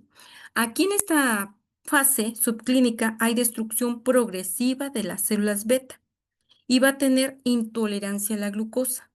Y luego viene la fase clínica de ataque, que es pérdida crítica de más del 80% de la masa de las células beta y ocasiona una hiperglucemia manifiesta. Y empieza con dolor abdominal, y empieza con dolor abdominal, empieza a vomitar con dolor de cabeza y malestar. Y dicen todos, no, pues seguramente tiene una gastritis o seguramente tiene una gastroenteritis. Sí, no dudamos que tenga todo esto, pero siempre que lleguen con ese cuadro, tómenle la glucosa. Puede ser una cetoacidosis diabética y también lo vamos a ver acá porque es muy importante que todo personal de salud entienda qué son las complicaciones porque si no se pueden morir en la casa y a lo mejor era la mamá, la abuela, el papá, el novio y de repente, pum, adiós vida y dicen, ¿por qué? Pues nadie le tomó la glucosa. Imagínense. Entonces, eso de verdad es delicado, ¿verdad? Tenemos también una etapa avanzada, ya cuando va pasando el tiempo y va a haber necesidad absoluta de insulina exógena para sobrevivir. Entonces, aquí en la fase clínica puede ser totalmente manifiesta y ya requerir insulina o incluso pasarse a la etapa avanzada en donde ya agotó todas sus reservas que tenía de células beta, ya no hay nada de insulina y por lo tanto, pues va a requerir siempre de insulina exógena. ¿Sí queda claro esto? ¿Jóvenes? Sí, doctora. Ok. Bueno, entonces seguimos. Y vemos que hay consecuencias fisiopatológicas y vemos que hay destrucción autoinmune y esto va a llevar a la ausencia total de insulina plasmática, ausencia de glucosa, ácidos grasos y cuerpos cetónicos y descompensación metabólica rápida y produce la cetoacidosis diabética. Entonces, ojo con esos cuadros clínicos porque no todos los niños o incluso en los ancianos, no todos son debutantes a como esperamos y decimos no pues tiene que presentar obligadamente la polidipsia, la poliuria, la polifagia y la pérdida de peso. No, no. Muchos de ellos tienen atipicidad. ¿Qué significa eso? Que lo clásico es ver eso en todo paciente diabético, pero hay pacientes atípicos, ¿verdad? No todo es a como quisiéramos del libro, dicen, vaya, del libro, ya el que no sepa la tríada clásica de la diabetes, dicen, ¿cómo es posible, verdad? Pues sí, porque se manifestó como es el cuadro clínico de una diabetes, pero no todo es así. O sea, lamentablemente dicen, no, no todo es tan facilito. Entonces, hay cuadros atípicos y se puede manifestar por ese tipo de episodios de dolor en epigastrio, de una infección urinaria, a lo mejor aparición de honguitos, a lo mejor no tiene crecimiento de peso. Todo eso puede ser consecuencia de una diabetes y sobre todo en los niños y en los adultos, en los niños porque les falta desarrollar su sistema inmune y en los ancianitos, porque muchos de ellos ya perdieron, ya está desgastado su sistema inmune, pues también presentan sobre todo esos grupos de edad y adolescentes atipicidad. Es decir, no van a tener los signos clásicos de la diabetes, pero sí van a tener diabetes. Entonces, también abusados por ahí. En conclusión, vemos que la diabetes de tipo 1 es una enfermedad autoinmune mediada por linfocitos T y los autoanticuerpos IK, GAT65 y IA2 y IAA son marcadores diagnósticos y pronósticos. El proceso lleva a una deficiencia absoluta de insulina y es base de la fisiopatología clínica. Espero que les haya quedado claro y ahora pasamos a las consecuencias metabólicas. La ausencia de insulina va a disminuir la captación de glucosa y produce una hiperglucemia. Después viene el aumento de la lipólisis o destrucción de la grasa, los cuerpos cetónicos y hay riesgo de cetoacidosis diabética. Vemos que viene la resistencia a la insulina. Y vemos que la resistencia a la insulina en los tejidos periféricos, en el músculo esquelético, el hígado y tejido adiposo, va a haber presencia, va a haber presencia o van a presentar, perdón, una disminución en su respuesta a la acción de la insulina. Por eso ya no, como que de repente ignoran y como que de repente dicen, está la insulina, sí voy a actuar. Entonces, eso es resistencia a la insulina. Veamos el mecanismo fisiopatológico de la resistencia a la insulina, porque aquí va a haber disminución del transporte de glucosa al interior de las células, es decir, el transportador GLUT4 no va a funcionar como funcionaba antes porque lo están agotando o lo están cansando y por lo tanto va a haber reducción de la captación de glucosa por el músculo, va a haber aumento en la producción hepática de glucosa, quedamos que si se produce mayor cantidad de glucosa en el hígado, la libera directo al torrente sanguíneo. Y entonces hay alteración en la señalización intracelular del receptor de insulina, ¿verdad? Ya no está como antes que estaba activo, con energía y que le estaba diciendo, oye, viene la insulina, no, ahorita ya les vale, ¿verdad? Entonces, así es como se va agotando el cuerpo en la resistencia a la insulina. Después viene la compensación inicial. ¿Qué hace el páncreas? El páncreas va a aumentar la secreción de la insulina. Por lo tanto, va a producir una hiperinsulinemia compensatoria. O sea, como que dice, te doy un poquito de más insulina para que te emociones y creas que yo estoy trabajando como antes, pero no, en realidad ya está fastidiado porque está agotando las reservas. Con el tiempo, esta capacidad secretora de las células beta se agota y entonces viene la hiperglucemia persistente. Dice, no lo esperabas, pues ahora ahí te va, ¿verdad? Entonces viene la hiperglucemia crónica. Después viene la disminución de los transportadores, el GLUT4. Vemos que la insulina va a promover la translocación del GLUT4 a la membrana de músculo del tejido, de los músculos, perdón, y del tejido adiposo o de la grasa para permitir la entrada de glucosa. Solo así disminuye un poco, pero, o sea, no se da abasto. Después de esta disminución de los transportadores GLUT4 en la resistencia a la insulina, va a haber una reducción en la expresión o translocación del GLUT4 y esto va a disminuir la captación de glucosa. Y por supuesto que entonces va a haber no solamente hiperglucemia, a lo mejor en ayuno, ahora va a tener hiperglucemia postprandial. ¿Y cómo se va a manifestar? Muy mal, ¿verdad? Porque va a tener más allá de 180. Eso es una hiperglucemia postprandial.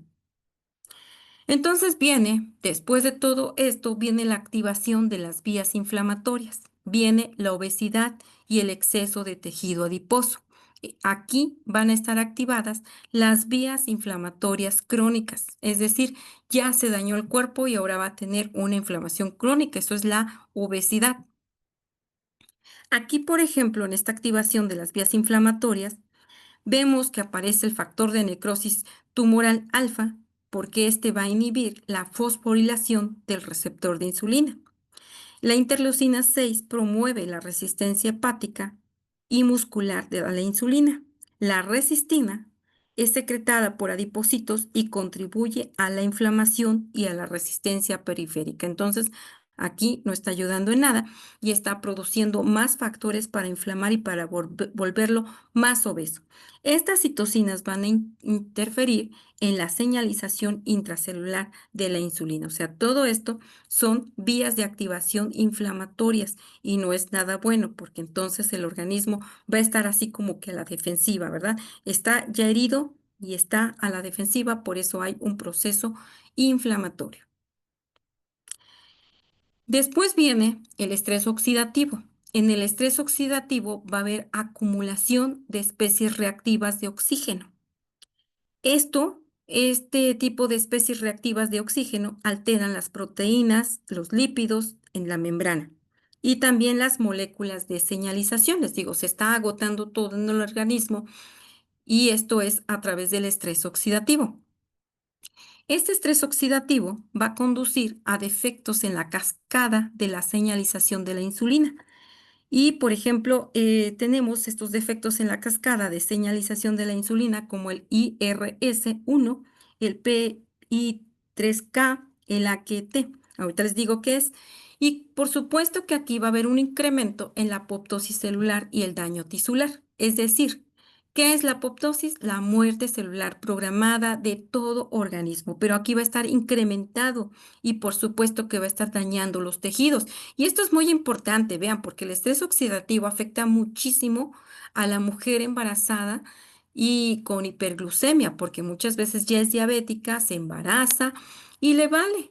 Y sigue comiendo lo que se le ocurre, cuanto carbohidrato se le atraviesa. Y ella es re feliz. Entonces dice al rato, nace su niño con un labio, paladar hendido, una cardiopatía congénita, alguna otra anomalía por allí, porque es propio, porque vamos a ver también este tipo de diabetes que me interesa mucho, ver el hijo de madre diabética.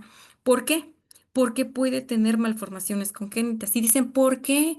Si es que yo me cuidaba, bueno, a tu manera te cuidabas, porque ni le hiciste caso a tu médico, a tu enfermero, a nadie le hiciste caso y comiste cuanta cosa se te ocurrió. Entonces, ¿qué va a hacer? Pues va a haber defectos en la cascada de señalización de la insulina, va a haber incremento de la apoptosis celular y daño tisular. Y entonces, pues al rato viene el niño, pues con consecuencias, ¿verdad? ¿Por qué? Porque nunca se cuidó. Es una de las explicaciones fisiopatológicas que se dan. Hay muchas otras más, ¿verdad? Porque le pongamos que la mamá es consumidora de drogas, de alcohol, de tabaco y de muchas otras cosas, pues olvídense. Entonces, bueno, el estrés oxidativo por eso se va a potenciar por hiperglucemia crónica y por dislipidemia. O sea, ya vimos cómo viene todo avanzando en la diabetes mellitus. Y entonces vemos que hay integración también de alteraciones moleculares. Y entonces va a haber disminución de los transportadores GLUT4 más la activación inflamatoria más el estrés oxidativo. Todo esto va a ser igual a resistencia a la insulina crónica. ¿Sí queda claro esto? Sí, doctora. Ok.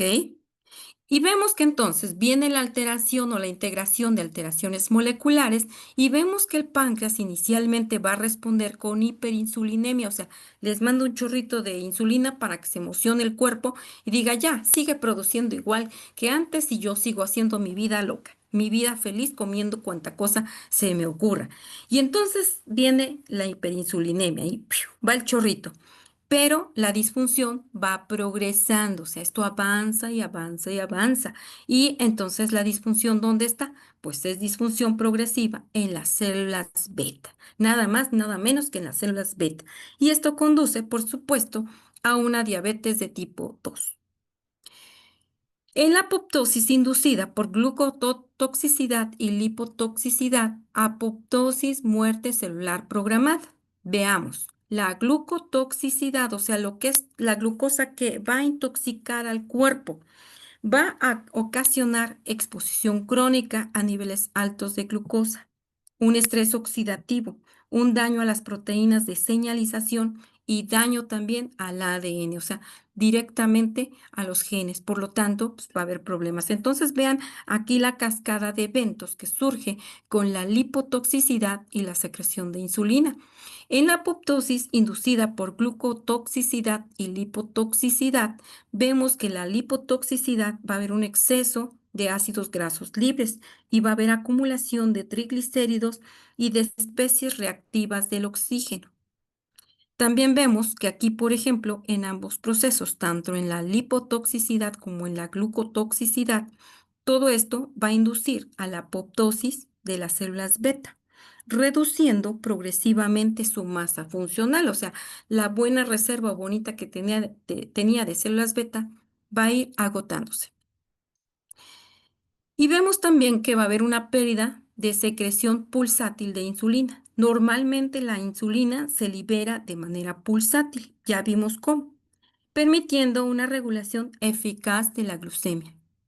Hay pérdida, por ejemplo, hay una disfunción progresiva de células beta y la secreción pulsátil va a disminuir porque ya hay menos cantidad de células beta y se produce hiperinsulinemia progresiva o sostenida, que agrava la resistencia periférica, la capacidad de responder a estímulos postprandiales se reduce, o sea, antiguamente comíamos y todo estaba reduciendo bien para cuestiones de la glucosa, pues ahora no, ¿verdad? Entonces todo esto va a cambiar. Y hay progresión hacia la necesidad de insulina exógena. Entonces viene la hiperinsulinemia compensatoria clínica con el tiempo. La pérdida progresiva de células beta provoca disminución sostenida de la secreción de la insulina, ¿sí? Entonces ahí está la explicación del por qué todo esto va progresando. Y vemos entonces que la hiperglucemia persistente va a tener una pérdida del control metabólico y una necesidad de insulina exógena para mantener la homeostasis. ¿Qué es la homeostasis? El equilibrio que todo organismo debe de tener. Pero aquí va a tener una descompensación metabólica masiva. Por lo mismo, ¿verdad? Entonces, la resistencia a la insulina más la glucotoxicidad más la lipotoxicidad va a generar una muerte celular programada o apoptosis de células beta y la pérdida de la secreción de la insulina. Y la combinación del defecto periférico y de la deficiencia progresiva de insulina es lo que hace una diabetes mellitus de tipo 2 avanzada, ¿verdad? Ya no es resistencia a la insulina. Lo que les decía, la mayoría les gusta decir, es que yo solo tengo, por ejemplo, prediabetes o yo soy resistente a la insulina. Bueno, pues ya, como dicen, ya estás a un brinquito para la diabetes. Entonces, bueno, el efecto combinado en diabetes mellitus. Veamos. La diabetes mellitus se caracteriza por un doble defecto. Defecto. Entonces vemos que hay resistencia periférica a la insulina en los tejidos, en el músculo, en el hígado, en el tejido adiposo, y no responden adecuadamente a la insulina. Y también hay una falla progresiva de las células beta, que disminuye la secreción de la insulina en respuesta a la glucosa. Tenemos entonces que la consecuencia metabólica de todo esto o de la combinación de resistencia y deficiencia de insulina va a generar hiperglucemia crónica en ayuno, por ejemplo, y en postprandial. Y por supuesto que va a haber alteraciones en el metabolismo de los carbohidratos, de las grasas y de las proteínas. Y por supuesto que un mayor riesgo de las complicaciones microvasculares y macrovasculares. Entonces ya vamos con mayores problemas en el organismo de un paciente diabético. Vemos que la resistencia a la insulina es una hiperinsulinemia compensatoria. Por supuesto que en él le pueden pedir un péptido C y va a decir, pues tiene hiperinsulinemia, se está produciendo en mayores cantidades, pero sabemos que es una respuesta engañosa y va a ser por un tiempo y después las células beta van a estar agotadas o ya no van a funcionar como funcionaban antes y entonces viene la diabetes mellitus y quizá con complicaciones. Entonces, aquí de todo esto viene la disfunción progresiva de las células beta con una insuficiencia que va a ser relativa o absoluta de estas células y el resultado final va a ser una hiperglucemia persistente, con una necesidad eventual de tratamiento con una insulina exógena. De lo contrario, el paciente podría hasta perder la vida. Ahora, ¿qué hace el hígado en la hiperglucemia? Vemos que en el hígado hay una producción excesiva de glucosa hepática. En la diabetes, el hígado va a producir una glucosa en exceso. En ayuno, después de la ingesta, pues se produce también glucosa en exceso. Hay producción excesiva de glucosa hepática. Su mecanismo principal va a ser un aumento de la gluconeogénesis utilizando aminoácidos, lactato, glicerol como sustratos y esto también puede contribuir a la hiperglucemia en ayuno. Entonces, si se dan cuenta, cada vez se va poniendo peor la situación con un paciente diabético. La resistencia a una insulina hepática en condiciones normales, vemos que la insulina va a inhibir la gluconeogénesis y la glucogenólisis hepática, porque no queremos que se produzca a nivel hepático, porque entonces se va a ir esa glucosa directamente al torrente sanguíneo. Entonces vemos que en la resistencia a la insulina hepática falla la supresión de la producción de glucosa y vemos que la glucosa hepática se libera continuamente al torrente sanguíneo y contribuye a una hiperglucemia crónica y postprandial. Entonces, pues ahora sí que ahí no va a haber manera de cómo se aquiete el organismo porque va a seguir teniendo disfunción en diferentes órganos. Entonces aquí viene la integración de otros tejidos y vemos que la hiperglucemia resultante, esta sobrecarga está a nivel del sistema periférico, músculo y tejidos adiposos o tejido celular adiposo con resistencia a la insulina. Aquí ya no captan adecuadamente la glucosa y el páncreas va a compensar con hiperinsulinemia que falla si las células beta se deterioran. Entonces todo así va avanzando. Sí les va quedando claro todo esto y va siendo ahora sí que de lo que ya vimos, pero que ahora ya es integrado a lo que es la diabetes mellitus. ¿Sí queda claro? Sí, doctora. Ok, entonces vemos ahora el tejido celular adiposo en la hiperglucemia y la resistencia a la insulina. Aquí va a haber aumento de ácidos grasos libres porque se va a producir lipotoxicidad y vemos que la resistencia a la insulina en el tejido adiposo va a favorecer la lipólisis o destrucción de la grasa, pero esto produce un exceso de ácidos grasos libres en la circulación y ya no va a poder compensar el organismo. Entonces, el aumento de estos ácidos grasos libres por lipotoxicidad hace consecuencias de la lipotoxicidad que va a ocasionar disfunción de las células beta pancreáticas, alteración de la señalización de la insulina en el músculo e hígado y va a contribuir a hiperglucemia postprandial en ayuno. La liberación de adiposinas o de células grasa proinflamatorias, por ejemplo, los adipocitos, aquí vean este paciente y vean esta imagen, vemos que el tejido celular adiposo visceral va a liberar citocinas proinflamatorias. Y la liberación de estas adiposinas proinflamatorias, como el factor de necrosis tumoral alfa, inhibe la señalización del receptor de insulina, la interleucina 6, la resistina, y todo ello interfiere en la acción normal de la insulina. La lipólisis, por lo tanto, excesiva, más la liberación de adiposinas, va a ser igual a una resistencia periférica y hepática de insulina. Y esto, por supuesto, que va a incrementar la glucosa sanguínea, que va a contribuir a disfunción progresiva de las células beta. Entonces, vemos que el tejido celular adiposo actúa como un regulador metabólico, pero ocasiona un proceso proinflamatorio y después de esto viene la diabetes mellitus. Entonces, pues eso es lo del tejido celular adiposo. Ahora veamos el músculo esquelético en la hiperglucemia, porque cada tejido tiene su razón de ser.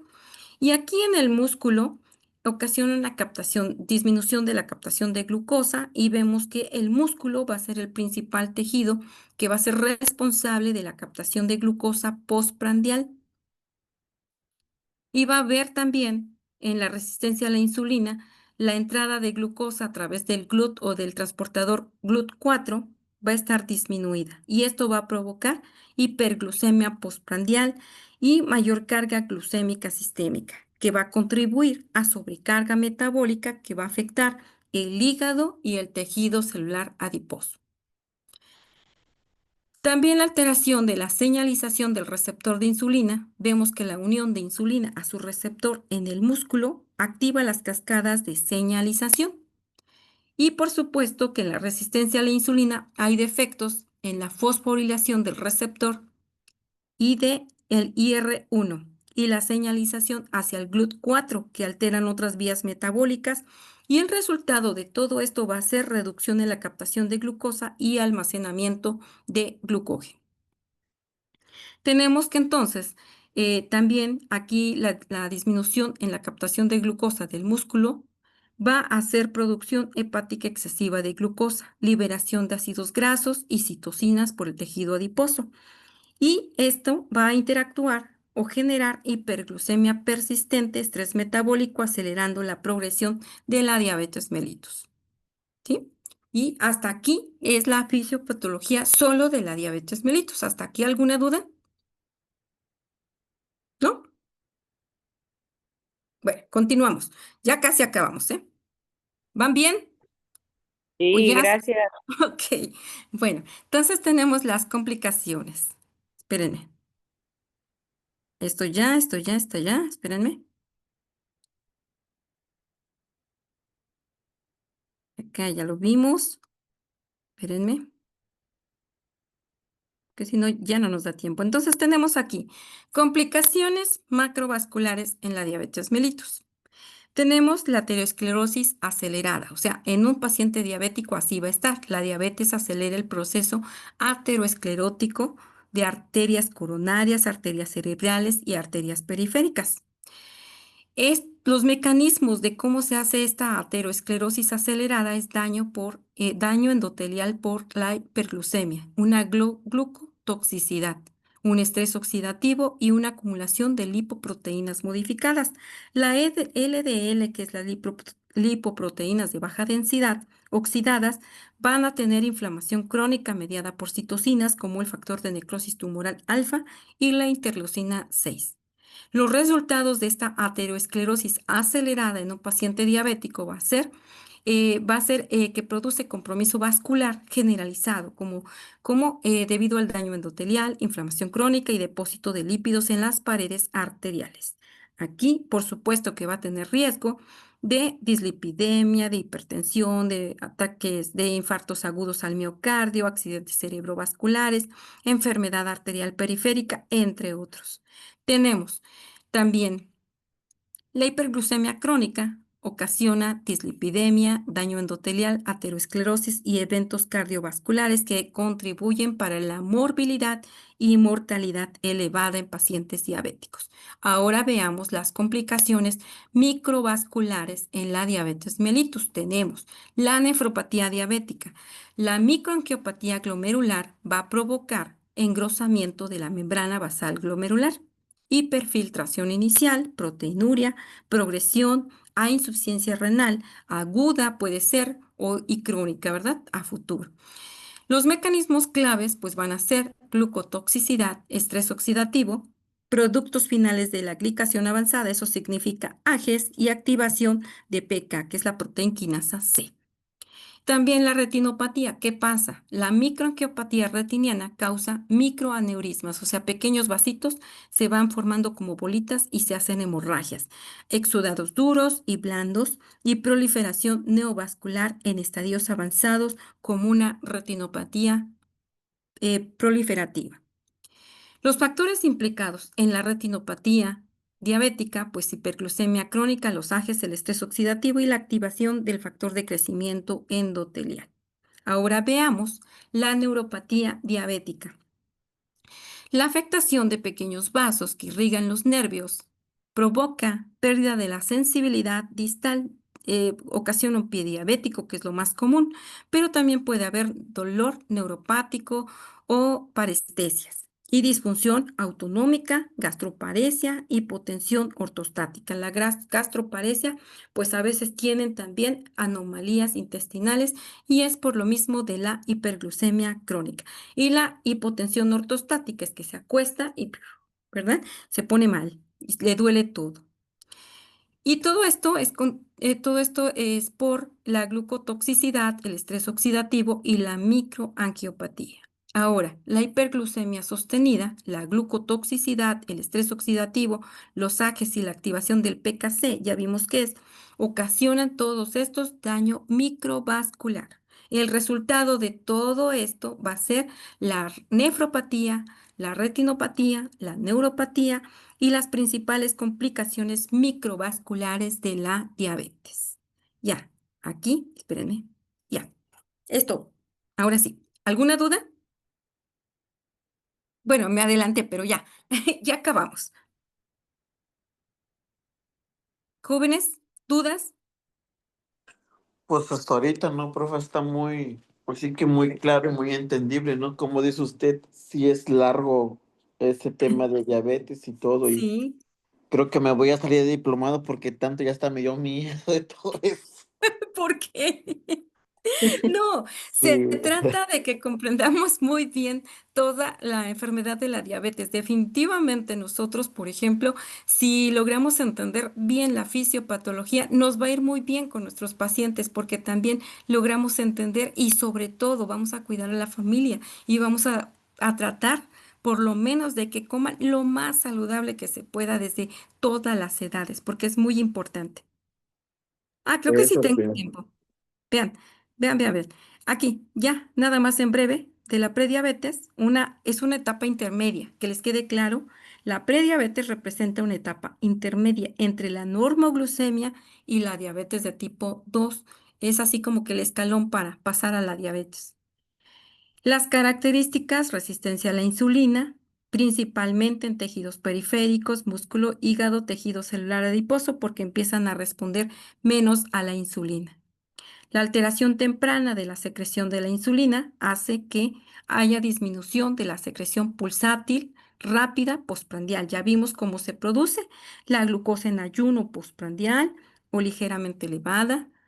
Y vemos que hay reversibilidad. Escuchen bien, esto es bien importante para que no se me traumen, porque si no, no quiero traumados o no quiero que digan, ya no quiero escuchar nada. Dicen que el que nada sabe, nada teme, pero por supuesto que tenemos que saber muy bien.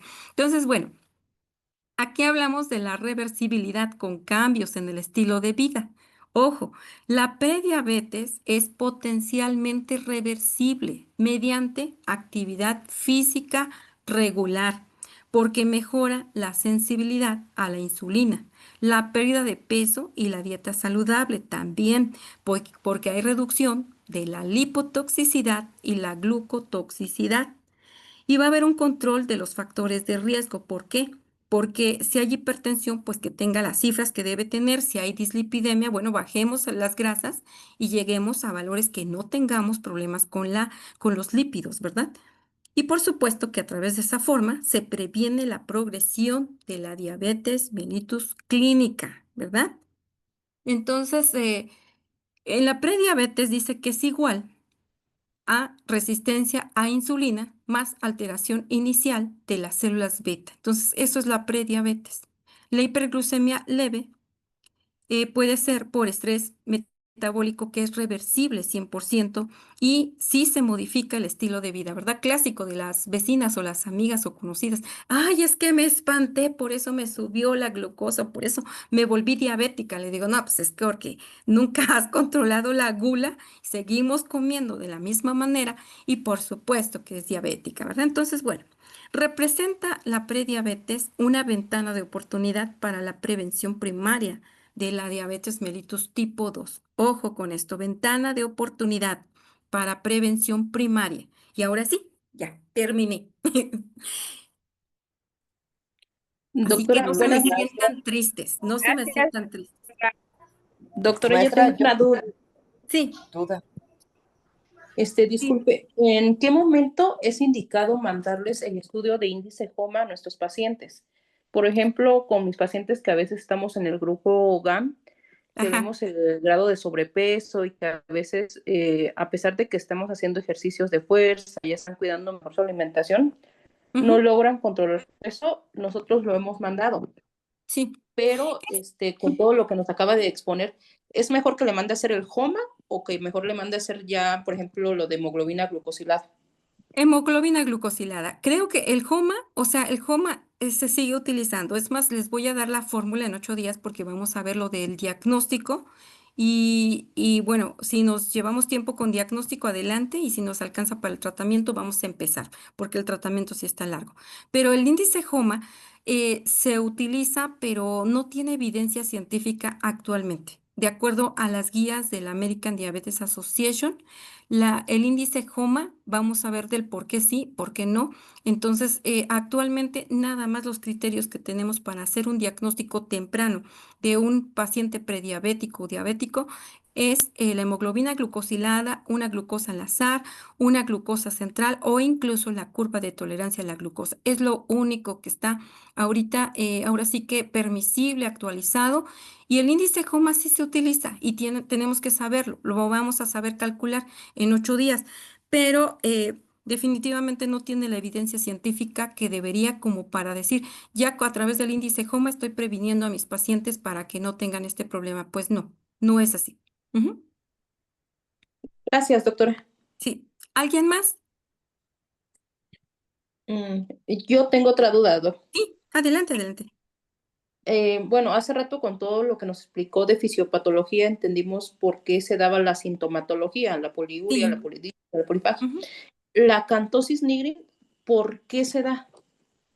Porque también viene oscurecimiento de la piel, pero eso es porque tiene que ver con el sistema nervioso central. Recuerden que para esto se afecta el sistema nervioso central, el sistema nervioso periférico y por supuesto que tiene que ver con la hipófisis. Entonces, a mayor obesidad, tiene también que agotar las reservas de melatonina y se van acumulando en algunas áreas del cuerpo por la obesidad. Principalmente eso. Ujú. Ok, muchas gracias, doctora. Sí. ¿Alguien más? Pregunten. Pregunten porque pues es muy conveniente y de verdad que es una enfermedad importantísima. Creo que la más importante de todas. Doctora, respecto a la pregunta que puso en el chat, que si la diabetes es reversible y no, para mí no es reversible la diabetes. Una vez que ya se dio una afectación al páncreas y a las células productoras de la insulina, ya no hay una Ojo, capacidad del cuerpo para revertir el daño.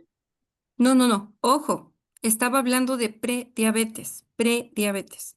En la diabetes, por supuesto que no, pero de la prediabetes sí, es reversible. Por eso les decía, cuando vamos a hablar de cifras de prediabetes, que también lo vamos a ver en 8 días, vamos a decir que es reversible porque todavía puede modificar sus cifras de glucosa, su dieta, su ejercicio y demás. Y entonces sí es reversible la prediabetes. Prediabetes nada más se contemplan 3 meses. Si en 3 meses sigue exactamente igual de obeso, sigue exactamente comiendo lo mismo y no hace ejercicio, sedentario y demás, por supuesto que ya es diabético. O sea, ya dicen, ¿para qué le buscas si no has mejorado? Porque de verdad que a veces se están autoengañando y se están tomando estudios y dicen, no, yo sigo prediabético. Y entonces lo curioso de esto es que les decimos, ¿qué tiempo llevas tomando, por ejemplo, un hipoglucemiante oral? Dice, no, pues llevo 3 años. Pues no, o sea, no, no puede ser prediabético. Él es diabético, que está controlado, que tiene sus cifras, por ejemplo, se toma una hemoglobina glucosilada, está en 6,5. Perfecto, está controlado, que se tome una glucosa central que está en 80, 130, está controlado, pero no significa que no sea diabético. Él ya es diabético. Hablamos nada más de lo que es reversible, es prediabetes, ¿sí? ¿Sí quedó claro? Sí, yo en el chat dice diabetes y por eso yo menciono que No, no es no, no, reversible. no, no, no, no, no. Ahorita lo acabo de decir y es prediabetes. Y esa sí es reversible, prediabetes. Ajá. Bueno, como quiera. Bueno, ¿alguna otra duda o inquietud? Con toda confianza. ¿Usted, maestro? Ya se fue el Eh, maestro. en mi caso, nada más comentar, actualmente existen, y pedir su opinión, que existen muchos medicamentos que se usan en diabetes y se usan para la reducción de peso, que Sí, incluso les atribuimos efectos casi milagrosos, ¿no? así es. ¿Qué tan está usted de acuerdo en usarlos en prediabetes? Sí, es muy bueno. Yo sí los utilizo y les va muy bien a los pacientes. Pero tiene que ir todo de la mano, ¿eh? Porque no nada más es el fármaco, tiene que ser la alimentación, modificación de los hábitos, de las, por ejemplo, también de la cantidad que comen, de lo que beben, tiene que ver también su ejercicio, que no sean sedentarios, que hagan actividades deportivas, que caminen, puro caminar, caminar, porque a veces tenemos pacientes extremadamente obesos y pues entonces caminar es lo permisible. Y les digo, el otro día llegó una señora con obesidad mórbida, tenía un índice de masa corporal de 48. Entonces ella, pues le dije que empiece, o sea, no hace nada de ejercicio y dice que cuando empieza le duele la cadera, le duele la cintura, es lógico. Entonces yo le dije, mire, va a empezar con 5 minutos, o sea, realmente es muy gradual que va a ser el seguimiento para que ella comience a mover su cuerpo. Entonces, 5 minutos y va a modificar la alimentación. 5 minutos, por ejemplo, una semana, a la siguiente semanita 10 minutos, a la tercera semana 15 minutitos y así hasta lograr tener 30 minutos, poco a poco, ¿verdad? Debe de ser gradual y pura caminata. Nada de correr, brincar, saltar, nada. Solamente es caminar, caminar a su ritmo, a su pasito. Tiene que ir porque está extremadamente obesa. Si yo la pongo ahorita a correr, pues se va a fracturar y al rato, pues más pretextos para seguir subiendo de peso. Entonces, no, tenemos que ver también, por ejemplo, en ellos que son síndrome de hipoventilación del paciente obeso. Tenemos que ver cómo está la tiroides, cómo está la glucosa, cómo está el cortisol sérico, cómo está, por ejemplo, su corazón, su química sanguínea para valorar si es de que tiene colesterol, triglicéridos. O sea, esto es un tratamiento integral, pero se tiene que hacer de forma paulatina, muy lento en pacientes extremadamente obesos, porque si no, van a abandonar en cualquier momento. La dieta, el ejercicio o todas las recomendaciones que nosotros les dejamos. Entonces, a veces también incluso resulta absurdo decirle a un señor que, por ejemplo, se me ocurre albañil, y que sube sus latas o sus botes de cemento y va, sube y baja y sube y baja y de repente, pues imagínense que ya le quitaron su alimentación que antes acostumbraba a comer o su ración, pues al rato se va hasta desmayar porque va a estar dañado psicológicamente con la dieta, va a estar dañado porque también va a pensar que está extremadamente enfermo y sí lo está, pero no podemos hacer esos cambios radicales, tenemos que ir progresivamente avanzando con el paciente, platicando y tiene que entender que es su cuerpo y que va con nosotros a recibir un consejo porque finalmente él es el que quiere estar bien y que quiere estar saludable, no quiere estar o si está enfermo pero controlado, ¿verdad? Eso también debemos de advertirlo a los pacientes. ¿Alguien más que quiera opinar algo? Disculpe, maestra, ¿en qué tiempo ya puedo decir que es diabético, que no es prediabético? 3 meses. Ok, gracias. 3 meses. Ya después, ya, etiquétalo como diabético. ¿Alguien más? Ok, gracias. Bueno, maestro. Ya se asustó el maestro. ¿Ya se fue, maestro? Creo que sí. Bueno, déjenme ver. Si ya no hay más preguntas, entonces nos vemos en 8 días. Vamos a ver en 8 días. No, diabetes aquí, aclarando a Esperanza. ¿Esperanza fue la que me preguntó de que si se puede revertir diabetes? ¿Fue Esperanza? No, es que sí, fue. Preguntó Esperanza, no. Quedamos que diabetes no, la que se revierte es la prediabetes, ¿sí? Que quede bien clarito esto. Bueno, ¿alguien más? Si ya no hay más preguntas, entonces vamos a dar las buenas noches, vamos a cerrar la sesión. ¿Les parece bien? Bonita Sí, doctora, semana. gracias. Sí, Doctora, maestro. gracias. Gracias, maestra. Buenas noches. Sí, buenas Pase noches. buenas noches. Gracias. Buenas noches. Hasta la próxima semana.